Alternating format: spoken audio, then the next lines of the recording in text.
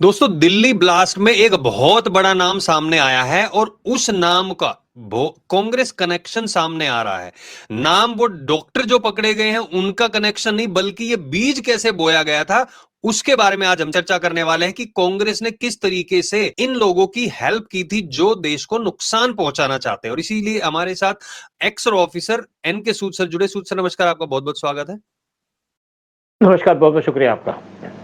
सूद sir, मैं आपसे ये जानना चाहूंगा, जो भी अभी पकड़े गए हैं, नई जो उसमें अपडेट आई है वो बताइए, और कहां से ये चीजें शुरू हुई थी। देखिए, वैसे तो यहाँ पे नाम आ रहा है व्हाइट कॉलर के डॉक्टर थे यहाँ पे, लेकिन ये जो सारी चीजें स्टार्ट हुई हैं ये स्टार्ट हुई 2014 में। 2014 में जब कांग्रेस को पता चला कि इनकी गवर्नमेंट जा रही है, तो कांग्रेस ने बहुत से कारनामे करने शुरू कर दिए। जैसे यहाँ पे बहुत से लोग गए राहुल गांधी से मिलने, जिन्होंने बैंक से लोन ले रखे थे, विजय माल्या और बहुत से ऐसे हैं। राहुल गांधी के पास गए, अपने ब्रीफकेस लेके 20 के करीब यहाँ पे बड़े बड़े जो इंडस्ट्री थे वो पहुंचे उनके पास। उन्होंने इनको भेज दिया, आपके जो उस टाइम पे फाइनेंस मिनिस्टर थे चिदम्बरम, उनके पास चले गए। चिदम्बरम ने उस टाइम पे भेज दिया इनको, जो रिजर्व बैंक के गवर्नर थे उनका भेज दिया रघुराजन, और उनके जो लोन थे वो एक्सटेंड कर दिए, किसी को 200 करोड़, किसी को 400 करोड़, किसी को 600 करोड़, और ये चलता रहा। जब तक उनकी चीजें गवर्नमेंट के सामने आई तब तक वो देश से भाग गए और सारा इल्जाम लग गया बीजेपी के ऊपर। इसी तरीके से इन्होंने बहुत से और काम किए। वक्फ बोर्ड का ले लीजिएगा, वक्फ बोर्ड को बहुत सी जमीनें बांट दी कांग्रेस ने, मतलब गवर्नमेंट आने से पहले वक्फ बोर्ड को इतनी जमीनें दे दी ताकि बीजेपी उसी में उलझी रहे। बीजेपी आज भी वक्फ बोर्ड के इशू को टैकल करने की कोशिश कर रही है। तो यूनिवर्सिटी का जो काम हुआ है, जो अल फलान यूनिवर्सिटी का काम है, ये भी 2014 में शुरू हुआ। इसके जो चेयरमैन है सिद्दीकी, ये पहले पढ़ाते थे आपके दिल्ली के अंदर जामा मिलिया के अंदर। वहां पे इन पे करप्शन के चार्जेस लगे, करप्शन के चार्जेस के अंदर ये जेल चले गए, 3 साल तक जेल में रहे। जेल से बाहर आए तो ये हरियाणा के चीफ मिनिस्टर हुड्डा, उनसे जाकर के मिले। 2014 की मई की बात है, और हुड्डा ने इनके जो हॉस्पिटल है उसको परमिशन दे दी, यूजीसी से परमिशन दिलवा दी कि आप चलाइए। यूनिवर्सिटी ग्रांट कमीशन से कॉलेज और बहुत से इनके हॉस्पिटल्स भी हैं और बहुत से दूसरे काम है इनके, परमिशन मिल गई इनको, क्योंकि उनको पता था, क्योंकि हुड्डा जो काम करते थे पैसा देके करते थे। कांग्रेस का यही एजेंडा चलता था, पैसा लो काम कराओ। इनको पता था मोदी आ रहे, क्योंकि मोदी की उस टाइम पे लहर चलनी शुरू हो गई थी पूरे हिंदुस्तान के अंदर कि मोदी इस टाइम पे पावर में आ रहे हैं। और मोदी के आने से पहले इन्होंने उसके लिए बहुत सारी डिफिकल्टीज क्रिएट कर दी। इवन इन्होंने बहुत सॉइल ले लिया लोन पे, जो मोदी कई साल तक चुकाते रहे। फेक करेंसी का इशू स्टार्ट किया था कांग्रेस ने। जब मनमोहन सिंह की गवर्नमेंट आई थी तो उस टाइम पे क्या था कि सोनिया गांधी ने एक इसका जो प्रिंटिंग का काम है, ये जो कोड का काम है, वो दे दिया एक इटालियन कंपनी को जो ब्रिटेन के अंदर थी, और इससे फेक करेंसी चलती रही, इससे पाकिस्तान की इकोनॉमी बढ़ती रही और हमारी इकोनॉमी डूबती रही। पीएम मोदी ने तो उन्होंने इमीडिएटली डिसीजन लिया कि अब हम जो करेंसी है उसको टोटली बंद कर देंगे। तभी उन्होंने उस टाइम पे इंडियन करेंसी को बंद कर दिया था। तो लेकिन लोगों को बताया नहीं, बताने का फायदा कुछ नहीं था, इससे हमारी कंट्री की इंसल्ट होती। जब पीएम मोदी की गवर्नमेंट आई थी या हमारी कांग्रेस की गवर्नमेंट चली गई थी, तो उसके बाद कुछ देर के बाद जो इटालियन थे उन्होंने अपनी कंपनी बंद कर दी। पीएम मोदी ने यहाँ पे डिमांडेशन स्टार्ट कर दी, यानी कि इटली कनेक्शन था यहाँ पे पूरा का पूरा, और इसके अंदर पाकिस्तान को सपोर्ट करना था, पाकिस्तान की इकोनॉमी को बूस्ट करना था। और आपको याद होगा जब पीएम मोदी ने स्टेटमेंट दी थी उरी अटैक के बाद कि हम पाकिस्तान को भीख मांगने पे मजबूर कर देंगे, एक उसका रीजन था कि हमने जो करेंसी से उनको पैसे मिलते थे वो उनके बंद करा दिए, जिससे पाकिस्तान की इकोनॉमी खराब हो गई।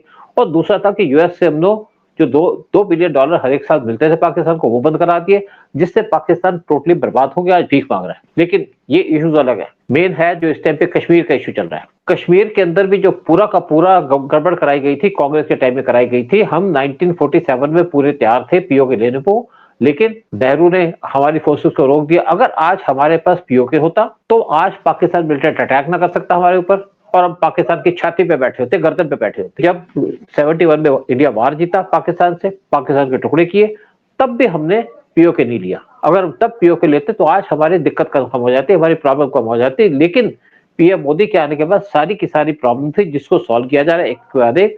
चाहे आपका आर्टिकल 370 लगा लीजिएगा, चाहे कश्मीर की मिलिटेंसी का इशू लगा लीजिएगा। लेकिन कश्मीर में जो मिलिटेंसी हुई वो तो 370 के बाद हट गई, लेकिन फिर भी इनका जो एटीट्यूड है वो चेंज नहीं हुआ। ये जो कश्मीर की बात करते हैं, अभी जो डॉक्टर पकड़ी गई है उसके बारे में जानना चाहेंगे कि वो कश्मीर से क्या लिंक था और वहां पे डॉक्टरों को क्यों भेजा जा रहा है, जब पता है कि वहां पे अगर अगर चीजें ठीक नहीं हुई है तो। देखिए, डॉक्टर रोहतक से आती है, इसने एमबीबीएस की थी, लेकिन एमडी करने चली गई ये कश्मीर के अंदर। और वहां का जो इसका जो इंचार्ज था वो था डॉक्टर अदील, जिसने बम फोड़ा दिल्ली के अंदर, ये उसके नीचे काम कर रही थी।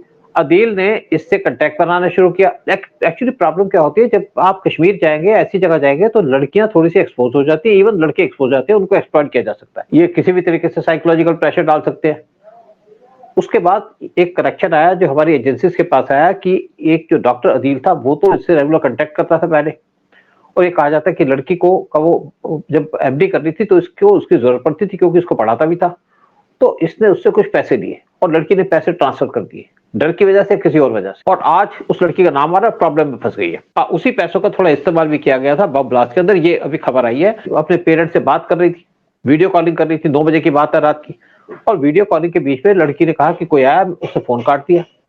जब उसका भाई उससे बात कर रहा था, उसने 9:30 बजे उससे दोबारा कॉल की तो लड़की ने फोन नहीं उठाया।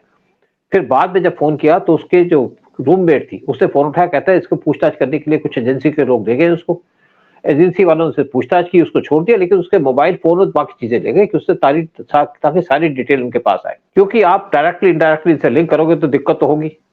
जैसे आपकी गाड़ी चोरी हो जाए, गाड़ी चोरी करके कोई मिलिटेंट उसको ले जाए, और उसके बाद आपको बुलाया जाता बार बार पुलिस स्टेशन के अंदर, इवन कोर्ट के अंदर आपको जाना पड़ता है। मुझे लगता है कि लड़की ने कोई गलती की है, लेकिन एक गलती ये की है कि किसके पेरेंट्स को उसको वहां भेजना नहीं चाहिए था। कश्मीर के अंदर ऊपर से तो सिचुएशन नॉर्मल है, लेकिन अंदर से इनकी सिचुएशन अभी भी ठीक नहीं है। आप बात लीजिए, दिल्ली के अंदर जामिया मिलिया कॉलेज है, दिल्ली के सेंटर के अंदर पड़ा है, वहां पे भी लव जिहाद चलता है, वहां पे भी कोशिश करते हैं लड़कियों को फंसाने की, तंग करने की, जबकि दिल्ली आप इंडिया की कैपिटल है। आप जेएनयू की बात कर लीजिएगा, जेएनयू के अंदर जितने भी इस्लामिस्ट है या कम्युनिस्ट है वो भी यहाँ पे एंटी इंडिया एक्टिविटी चलाते रहते हैं। इवन देखिए कि बॉलीवुड से लोगों को बुलाया जाता है, क्योंकि बॉलीवुड के लोग पैसे लेके आ जाते हैं। जैसे दीपिका पादुकोण की बात करो, हमने बात भी की थी, लेकिन कई बार क्या होता है कि इन पे प्रेशर डाल के इनसे काम कराया जाता है, कई बार पैसे से काम कराते हैं, क्योंकि पैसे की इनको कोई कमी नहीं है, इनको इंटरनेशनली बहुत सा पैसा मिलता है जितने भी इस्लामिस्ट है।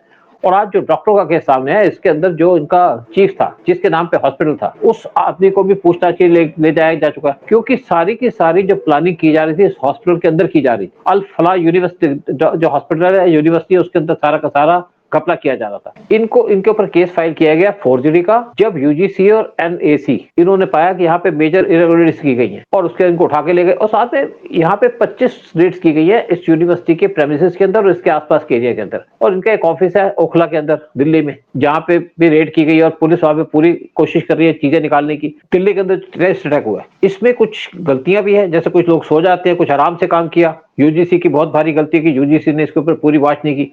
और इवन क्या था कि इन्होंने फरीदाबाद के अंदर स्पेशली यूनिवर्सिटी खोली, दिल्ली के बाहर। अगर दिल्ली में होती तो थोड़ी सी नजर रखी जा सकती थी इसके ऊपर हमारी एजेंसीज के द्वारा, स्पेशली आईबी के द्वारा और दिल्ली पुलिस के जो इंटेलिजेंस यूनिट है उसके द्वारा। लेकिन हरियाणा पुलिस की कुछ गलतियां थी, कुछ नेग्लिजेंसी, जिसकी वजह से इस पे वॉच नहीं रखी गई। और कुछ लोगों को ऐसा लगा कि अब तो कश्मीर में सब कुछ ठीक हो गया और कश्मीरी इस टाइम पे मिक्स कर सकते हैं एक दूसरे के साथ। इसमें 10% लोग तो ऐसे हैं जो इंडिया को हेट करते रहेंगे, इंडिया को बर्बाद करने की हमेशा कोशिश चलती रहेगी, और इनका प्लान और ज्यादा बड़ा था। अगर ये अटैक हो जाता पूरे तरीके से तो यहाँ पे हजारों लोग मारे जाते, हजारों इंजर्ड हो जाते, दिल्ली के अंदर और दिल्ली के बाहर भी। प्लान था 6 दिसंबर का, जिस दिन बाबरी मस्जिद को गिराया था और राम मंदिर बनाने की शुरू किया था, उसी दिन ये अटैक करना चाहते थे दिल्ली के अंदर और बहुत सी और जगह के अंदर। अटैक फेल हो गया। स्पेशली इसके ऊपर जो क्रेडिट जाता है वो जाता है एसपी कश्मीर, जिसने इनके आदमी को पहले पकड़ा। छोटी सी बात थी, पोस्टर लगाया था, पोस्टर लगाने पे जब उसको खबर मिली तो उसने आदमी को अरेस्ट कर लिया, उस पर पूछताछ की तो उसने सारी डिटेल दे दी कि ये सारा का सारा जो काम किया जा रहा है वो किया जा रहा है फरीदाबाद से, और तब फरीदाबाद पे रेड की गई, वहां से पकड़ा गया। उसके बाद जब उसको पकड़ा गया तो और ज्यादा डिटेल निकलनी शुरू हो गई, और बाद में पता चला कि इसके अंदर तो अल फलाह यूनिवर्सिटी इन्वॉल्व है। इवन जो गुजरात के अंदर वो है उसका भी इससे लिंक हो सकता है, क्योंकि उस आदमी एक डेंजरस पॉइजन बना रहा था, और उस पॉइजन का मतलब था कि उस पॉइजन को या तो पानी में मिलाना, या प्रसाद में मिलाना, या आपके जो फ्रूट्स या वेजिटेबल्स उसमें मिलाना, और जो भी आदमी उसको खाएगा वो मर जाएगा कुछ घंटे के बाद, उसका सारा सिस्टम फेल हो जाएगा। वो एक स्पेशल टाइप का प्रोटीन था जो प्रोटीन को डिस्ट्रॉय करता बॉडी के अंदर, यानी कि आपकी किडनी फेल हो जाएगी। लेकिन गुजरात पुलिस की जो एटीएस है उसने जिस तरीके से काम किया, जिस तरीके से उस आदमी को पकड़ के एक्सपोज किया, ये सारा का सारा जो सिस्टम था वो एक्सपोज हो गया। फरीदाबाद के अंदर 140 मॉस्क हैं जिनकी चेकिंग की जा रही है। 1700 वहां पे लोग रहते हैं मुस्लिम जो बाहर से आए या कश्मीर से आए, उन पे पूरी नजर रखी जा रही है। 40 फर्टिलाइजर सीड शॉप्स हैं जिनसे पूछताछ की जा रही है। 200 गेस्ट हाउसेज हैं और 500 डिस्ट्रिक्ट वाइज और जगह है जहाँ पे पूरे के पूरे तरीके से इंक्वायरी की जा रही है, पता लगाने की क्या आगे से। तो ऐसा कुछ नहीं, लेकिन एक बात कहूंगा, जब भी कोई इंक्वायरी चलती है, कोई इंसिडेंट होती है, तो उसके बाद जो इंक्वायरी चलती है उसमें पूरे के पूरे गिरोह का पकड़ा जाता है, जिस तरीके से इस टाइम पे काम हो रहा है।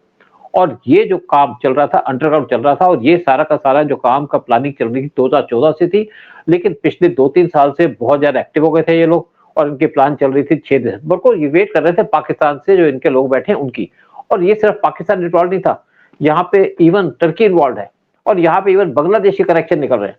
और जितने भी लोगों ने अपनी एमबीबीएस किया है टर्की से या इवन बांग्लादेश से, उनको भी पूछताछ की जा रही है, उनसे पूछा जा रहा है कि आपके क्या कनेक्शन है। अब हमारी एजेंसी को ये देखना पड़ेगा कि चाहे कोई हॉस्पिटल हो, चाहे कोई और जगह हो, उनके ऊपर हमेशा उनकी वॉच होनी चाहिए। स्पेशली आईबी की ड्यूटी बनती है कि सब जगह वॉच रखे। जो लोकल सीआईडीज है उनकी भी ड्यूटी बनती है कि सब जगह वॉच रखी जाए और ताकि कोई ऐसी इंसिडेंट दोबारा ना हो। 2014 में कांग्रेस की कुछ गलतियों के कारण ये सब हुआ, जैसे कश्मीर में कांग्रेस की गलतियों के कारण वहां पे पहले जो 350 साल तक हमेशा हिंदू राजा हुआ करता था, वहां पे अब हिंदू जाने से भी डरते हैं। तो मैं ये बिल्कुल कहूंगा कि कांग्रेस ने जो बीज बोया था उसका फल अब देशवासी भुगत रहे हैं। हमारी एजेंसियां काम कर रही हैं, ऑफ कोर्स वो बहुत बेहतरीन काम कर रही है, लेकिन ये जो थोड़ी सी भी मिस्टेक है इनके ऊपर और काम किया जाना चाहिए, कैसे इन चीजों को इनसे निपटा जाए ताकि आगे व्हाइट कॉलर, अब व्हाइट कॉलर पे भी पूरी निगाह रखी जाएगी और ये कोशिश की जाएगी कि ऐसे हादसे ना हो। बट बहुत बहुत धन्यवाद सूद सर। मैं एक और बात कहना चाहता था, लोग व्हाइट कॉलर की बात करते हैं, क्या फारूक अब्दुल्ला व्हाइट कॉलर वाला नहीं है? क्या उमर अब्दुल्ला व्हाइट का नहीं है? क्या जो मैडम बैठी है कश्मीर के अंदर उसके व्हाइट कॉलर नहीं है? ये भी तो पढ़े लिखे लोग हैं। बिल्कुल, कुछ लोग ऐसे भी हैं जो पत्रकारिता के जरिए भारत को नुकसान पहुंचाते हैं, कुछ इन्फ्लुएंसर ऐसे हैं जो भारत के खिलाफ काम करते हैं, तो इन लोगों की भी जांच होनी चाहिए। बट बहुत बहुत धन्यवाद सूद सर आने के लिए और सारी जानकारी साझा करने के लिए आपका। जय हिंद, जय भारत। बहुत बहुत शुक्रिया। जय हिंद, जय भारत।